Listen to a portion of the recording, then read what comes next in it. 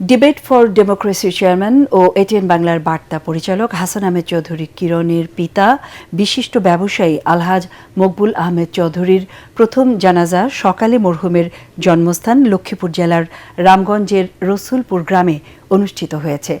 এ সময় উপস্থিত ছিলেন ইসলামী ব্যাংক প্রধান কার্যালয়ের প্রধান কর্মকর্তা মোহাম্মদ জাকির হোসেন, ইবনে সিনার অধ্যাপক ডাক্তার হাসানুল বান্না, লক্ষ্মীপুর জেলা জামাতের শ্রমিক কল্যাণের সভাপতি মমিন উল্লাহ পাটোয়ারি, রামগঞ্জ উপজেলা জামাতের আমির সহ অন্যান্যরা।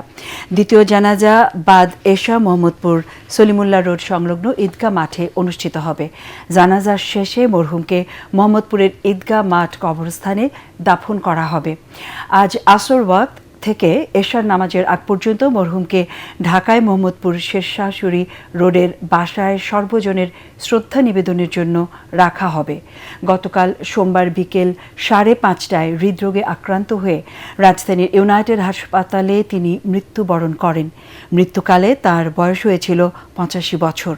তিনি স্ত্রী, 2 পুত্র, 1 মেয়ে, পুত্রবধূ, নাতিসহ অসংখ্য গুণগ্রাহী রেখে গেছেন। মরহুমের পরিবারের পক্ষ থেকে সকলের কাছে দোয়া কামনা করা হয়েছে। গুণী এই মানুষের বিদায়ে শোকাহত এটিএন বাংলা পরিবার।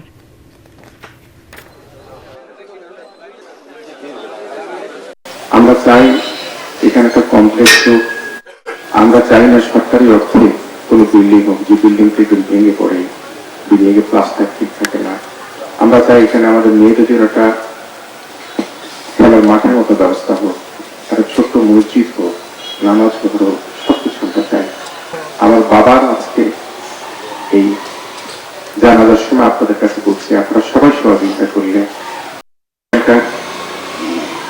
যে খরচ, সেই খরচ নিয়ে আমরা অলরেডি আমাদের পারিবারিক পরিকল্পনা হয়ে গেছে কিভাবে আমরা সেই খরচটা মেটাবো।